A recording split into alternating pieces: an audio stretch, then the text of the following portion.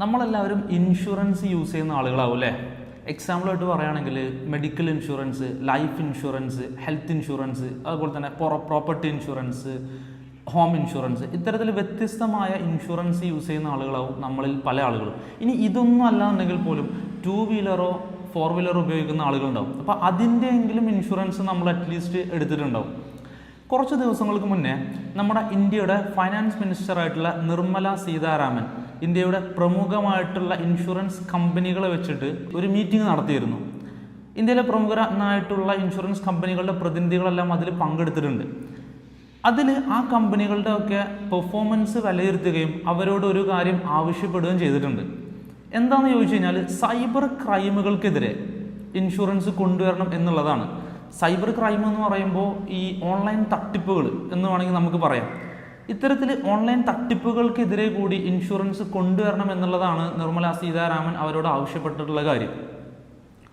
ഞാൻ ഈ വീഡിയോ ചെയ്യുന്നതിൻ്റെ 2 ദിവസങ്ങൾക്ക് മുന്നേ ലോകത്തിൽ തന്നെ ഏറ്റവും പ്രശസ്തമായിട്ടുള്ള ബിസിനസ് സ്കൂളുകളിൽ ഒന്നായിട്ടുള്ള ഹാർവേഡ് ബിസിനസ് സ്കൂളിൻ്റെ ഒരു റിസർച്ച് റിപ്പോർട്ട് വായിക്കാനിടയായി.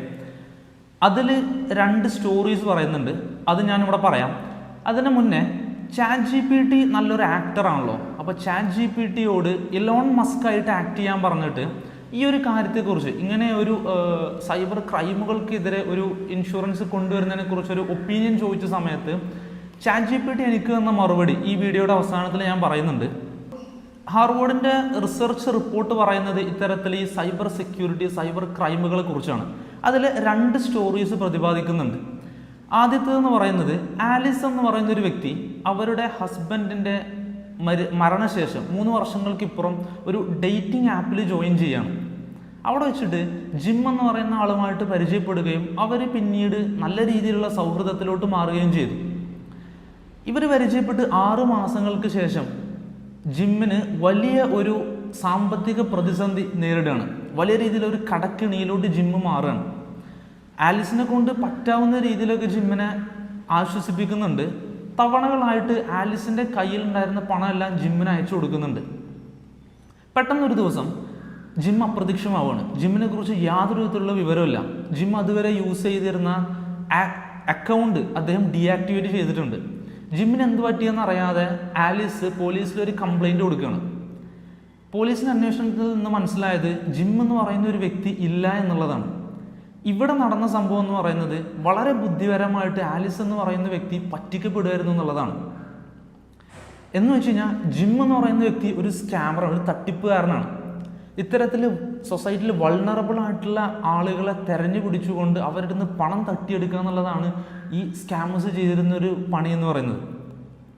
2ാമത്തെ സ്റ്റോറി നടക്കുന്നത് സൗത്ത് കൊറിയയിലാണ്. സൗത്ത് കൊറിയയിലെ ഒരു വ്യക്തി ടെലിഗ്രാമിലൂടെ ഒരുപാട് പേരുടെ പേഴ്സണൽ ഇൻഫർമേഷൻസ് ഗ്യാദർ ചെയ്തു. അതിൽ ഏറ്റവും ഇമ്പോർട്ടൻ്റ് ആയിട്ട് അദ്ദേഹം ചെയ്ത കാര്യം ഒരുപാട് ടീനേജ് ആയിട്ടുള്ള പെൺകുട്ടികളുടെ പേഴ്സണൽ ഇൻഫർമേഷൻസ് ഗ്യാദർ ചെയ്തിട്ട് അത് വെച്ച് അവരെ ഭീഷണിപ്പെടുത്തിക്കൊണ്ട് അവരുടെ നെയ്ക്ഡ് ആയിട്ടുള്ള വീഡിയോസും ഫോട്ടോസും ഒക്കെ കളക്ട് ചെയ്ത് അത് ഓൺലൈനായിട്ട് സെല്ല് ചെയ്യുക എന്നുള്ളൊരു പരിപാടിയാണ് ആൾ ചെയ്തത്. ഇദ്ദേഹത്തെ അറസ്റ്റ് ചെയ്ത സമയത്ത് ഒരുപാട് ടീനേജ് പെൺകുട്ടികൾ ഇദ്ദേഹത്തിൻ്റെ ഈ ചൂഷണത്തിന് ഇരയായിട്ടുണ്ട് എന്നുള്ള റിപ്പോർട്ടുകളാണ് വന്നത്. പിന്നീട് അദ്ദേഹത്തെ കൊറിയൻ ജുഡീഷ്യറി 40 വർഷത്തെ ജയിലിൽ ശിക്ഷയ്ക്ക് വിധിക്കുകയാണ് ചെയ്തത്. ഇന്ത്യയുടെ കേസ് പറയുകയാണെങ്കിലും ഇന്ത്യയും ഇത്തരത്തിൽ സൈബർ ക്രൈമുകളുടെ കാര്യത്തിൽ ഒട്ടും പിന്നിലല്ല. ഇപ്പോൾ കുറച്ച് മുന്നേ വളരെ പോപ്പുലറായിട്ട് നമ്മളൊക്കെ അറിഞ്ഞ ഒരു സൈബർ ക്രൈമുണ്ട്, ഡിജിറ്റൽ അറസ്റ്റ് എന്ന് പറഞ്ഞിട്ട്. ഇപ്പോൾ അതിൽ ഒരു സ്കാമർ കേരള പോലീസിൽ ഒരു വ്യക്തിക്ക് വിളിക്കുകയും ആ ഒരു വീഡിയോ വലിയ രീതിയിൽ വൈറലാവുകയൊക്കെ നമ്മൾ കണ്ടതാണ്. അപ്പോൾ ഈ ഡിജിറ്റൽ അറസ്റ്റ് കൊണ്ട് എന്താണ് ഉദ്ദേശിക്കുന്നതെന്ന് ചോദിച്ചു കഴിഞ്ഞാൽ ഇത്തരത്തിൽ ഈ സ്കാമേഴ്സ് അവർ പോലീസായിട്ടും ഇൻവെസ്റ്റിഗേഷൻ ഓഫീസേഴ്സായിട്ടും നമ്മളെ സമീപിക്കുകയും നമുക്കെതിരെ ഒരു സീരിയസ് ആയിട്ടുള്ള ഒരു സൈബർ ക്രൈം റിപ്പോർട്ട് ചെയ്തിട്ടുണ്ടെന്ന് പറയുകയും നമ്മളിപ്പോൾ അവരുടെ ക്ലോസ് നിരീക്ഷണത്തിലാണെന്ന് വരുത്തി തീർക്കുകയുമാണ് അവർ ചെയ്യുന്നത്. മാത്രമല്ല അവർ പറയുന്ന ഒരു തുക ഫൈനായിട്ട് അടക്കുകയാണെങ്കിൽ ഈ കേസ് ഒഴിവാക്കി തരാമെന്ന് കൂടിയും ഇവർ പറയും.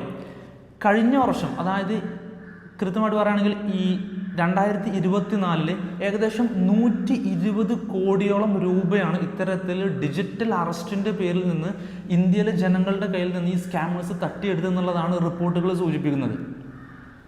അപ്പോൾ നമ്മൾ മനസ്സിലാക്കേണ്ട ഒരു കാര്യം, എങ്ങനെയാണ് ഇത്തരത്തിലുള്ള വലിയ രീതിയിലുള്ള സൈബർ ക്രൈമുകൾ നമ്മളെ നാട്ടിൽ നടക്കുന്നത് എന്നുള്ളതാണ് അതിൻ്റെ കാരണങ്ങൾ, അതിൻ്റെ റീസൺസ്. ഇപ്പോൾ ഇമ്പോർട്ടൻ്റ് ആയിട്ട് 2-3 റീസൺസ് ഞാൻ പറയാം. ഇതല്ലാതെയും റീസൺസുകൾ ഉണ്ടാവും.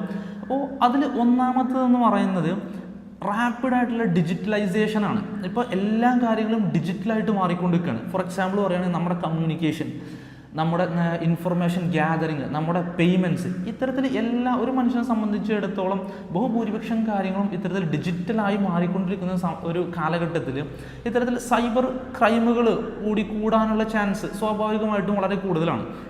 രണ്ടാമത്തെ ഒരു കാര്യം എന്ന് പറയുന്നത് ഈ പല ബിസിനസ്സുകളും പല പ്ലാറ്റ്ഫോമുകളും അവരുടെ മാർക്കറ്റിൽ കോമ്പീറ്റ് ചെയ്യുന്നതിന് വേണ്ടിയിട്ട് ഇത്തരത്തിൽ ഡിജിറ്റൽ പ്ലാറ്റ്ഫോമുകൾ ക്രിയേറ്റ് ചെയ്യുകയും ഡിസൈൻ ചെയ്ത് പുറത്തുവിടുന്ന സമയത്ത് വേണ്ട രീതിയിലുള്ള സൈബർ സെക്യൂരിറ്റി, പ്രൈവസി ഉറപ്പുവരുത്തുന്നില്ല എന്നുള്ളതാണ് രണ്ടാമത്തെ ഒരു കാരണമായിട്ട് ചൂണ്ടിക്കാണിക്കാൻ പറ്റുന്നത്. മൂന്നാമത്തെ ഒരു കാര്യം എന്ന് പറയുന്നത് ഇത്തരത്തിൽ ഈ ഡിജിറ്റൽ പ്ലാറ്റ്ഫോമുകളെക്കുറിച്ച്, അതിൻ്റെ സൈബർ സെക്യൂരിറ്റിയെക്കുറിച്ച്, സൈബർ ക്രൈമുകളെക്കുറിച്ചൊക്കെ കൃത്യമായ അവയർനെസ് ഇല്ല എന്നുള്ളതാണ് മൂന്നാമത്തെ കാരണമായിട്ട് നമുക്ക് ചൂണ്ടിക്കാണിക്കാൻ പറ്റുന്നത്. ഇപ്പോൾ സ്വാഭാവികമായിട്ടും ഇപ്പോൾ നമുക്ക് ഇത്ര ക്യാഷ് തന്നു കഴിഞ്ഞാൽ അത് ഇത്ര മാസം കൊണ്ട് ഇത്ര ക്യാഷ് ആവും, അതല്ലെങ്കിൽ ഈ ഇത്ര എമൗണ്ട് തന്നു കഴിഞ്ഞാൽ നിങ്ങൾക്ക് ഈ ഇന്ന രാജ്യത്ത് ജോലി ശരിയാക്കി തരാം എന്നൊക്കെ പറഞ്ഞിട്ട് ഒരുപാട് രീതിയിലുള്ള തട്ടിപ്പുകൾ നമ്മുടെ നാട്ടിൽ നടക്കുന്നതാണ്. അപ്പോൾ ഇത്തരത്തിലൊക്കെ ഓൺലൈൻ വഴി ഒരാൾ അപ്രോച്ച് ചെയ്യുന്ന സമയത്ത്, അല്ലെങ്കിൽ ഒരു ടീം അപ്രോച്ച് ചെയ്യുന്ന സമയത്ത് ഇത് ജെന്യൂൻ ആണോ സ്കാം ആണോ എന്ന് പോലും തിരിച്ചറിയാനുള്ള ഒരു കഴിവ്, അതിൻ്റെ ഒരു ലാക്ക് ഓഫ് അവയർനെസ് നമ്മുടെ നാട്ടിൽ കൂടുതലാണ് എന്നുള്ളതാണ് നമുക്ക് മനസ്സിലാക്കേണ്ട ഒരു കാര്യം. ഞാൻ ഈ വീഡിയോയുടെ തുടക്കത്തിൽ പറഞ്ഞിരുന്നു, ഇലോൺ മസ്ക് ആയിട്ട് ആക്ട് ചെയ്യാൻ പറഞ്ഞിട്ട് ഇങ്ങനെ ഒരു ഓൺലൈൻ തട്ടിപ്പുകൾക്ക് വേണ്ടിയിട്ട് ഒരു ഇൻഷുറൻസ് കൊണ്ടുവരുന്നതിനെ കുറിച്ചൊരു അഭിപ്രായം ChatGPT-യോട് ചോദിച്ച സമയത്ത് ChatGPT എനിക്ക് തന്നൊരു മറുപടി അത് എന്താണെന്ന് ചോദിച്ചു കഴിഞ്ഞാൽ, ഇലോൺ മസ്ക് പറയുന്ന കാര്യം ഇത്രയേ ഉള്ളൂ, ഇത്തരത്തിൽ ഇൻഷുറൻസുകൾ നമ്മുടെ നാട്ടിൽ ഇന്ത്യയിൽ വരുന്നത് വളരെ നല്ല കാര്യം തന്നെയാണ്. എന്നാൽ ഒരിക്കലും സീറ്റ് ബെൽറ്റ് ഇൻഷുറൻസിന് ഒരു കാറിൻ്റെ സീറ്റ് ബെൽറ്റ് ആയിട്ടാണ് അവിടെ കമ്പയർ ചെയ്യുന്നത്. സീറ്റ് ബെൽറ്റ് മാത്രം ഉണ്ടായത് കൊണ്ട് കാറില്ല, നല്ല ക്വാളിറ്റിയുള്ള കാറ് കൂടി വേണം. എന്ന് വെച്ചാൽ ഇത്തരത്തിൽ ഇൻഷുറൻസ് കൊണ്ടുവരുന്നതിൽ മാത്രം ഫോക്കസ് ചെയ്യാതെ നല്ല രീതിയിലുള്ള സൈബർ സെക്യൂരിറ്റി ഇൻഫ്രാസ്ട്രക്ചർ കൂടി നമ്മുടെ നാട്ടിൽ കൊണ്ടുവരണം. അതിന് വേണ്ടിയിട്ടുള്ള പോളിസികളും ഇന്നോവേഷൻസും നടക്കണം എന്നുള്ളതാണ് ആളുടെ ഒരു ഒപ്പീനിയനായിട്ട് പറയുന്നത്. ഏതായാലും ട്രഡീഷണലി നമ്മൾ ഇതുവരെ കണ്ടുവന്നിട്ടുള്ള medical insurance, life insurance, home property insurance, ഇതിനെയൊക്കെ കൂടെ തന്നെ ഇനി വരുന്ന കാലങ്ങളിൽ ഇത്തരത്തിൽ ഓൺലൈൻ തട്ടിപ്പുകൾക്ക് കൂടി വേണ്ടിയിട്ടുള്ള ഇൻഷുറൻസ് വന്നേക്കാം. That's all. It's me, Hisham Modathiri. Thank you.